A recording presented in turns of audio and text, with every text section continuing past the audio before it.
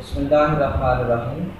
अस्सलामु अलैकुम ख़वातीन व हज़रात, वेलकम बैक आवर चैनल। आज हम आपको गर्मियों में रूखी जिल्द के लिए एक घरेलू कुदरती मास्क बनाने का तरीका बताएंगे।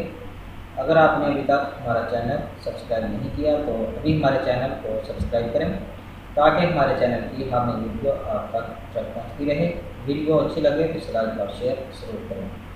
नाज़रीन किराम, जैसा कि आप जानते हैं कि हम हर रोज़ आपकी खिदमत में एक नई वीडियो के साथ हाजिर होते हैं। इस वीडियो में आपको मुफ़ीद टिप्स और मुफ़ीद नुस्खा याद बताते हैं ताकि आप जो भी चीज़ इस्तेमाल करें आपको उससे फ़ायदा ज़रूर हो और ज़्यादा से ज़्यादा फ़ायदा हासिल करें। तो आज इस वीडियो में हम आपको गर्मियों में रूखी जिल्द के लिए एक घरेलू कुदरती मास्क बनाने का तरीका बताएंगे कि गर्मियों में रूखी जिल्द को नरम मुलायम और तरोताज़ा कैसे रखा जाता है।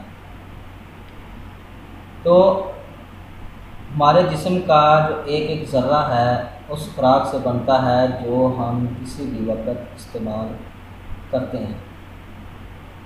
खुराक ही हमारे जिस्म में ताकत पैदा करती है, ये नए रगो रेशे बनाती है, पुराने रगो रेशे की मरम्मत करती है।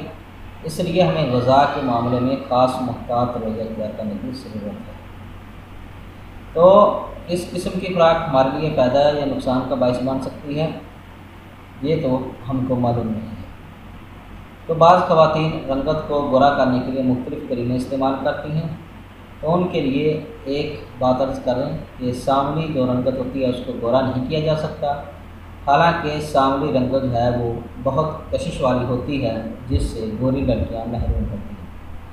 तो रंगत को गोरा करने के लिए जतन करना बेकार है। हाँ, अलबत्ता सांवली लड़कियां चेहरे को निखारने के मतलूबा नताइज हासिल कर सकती हैं।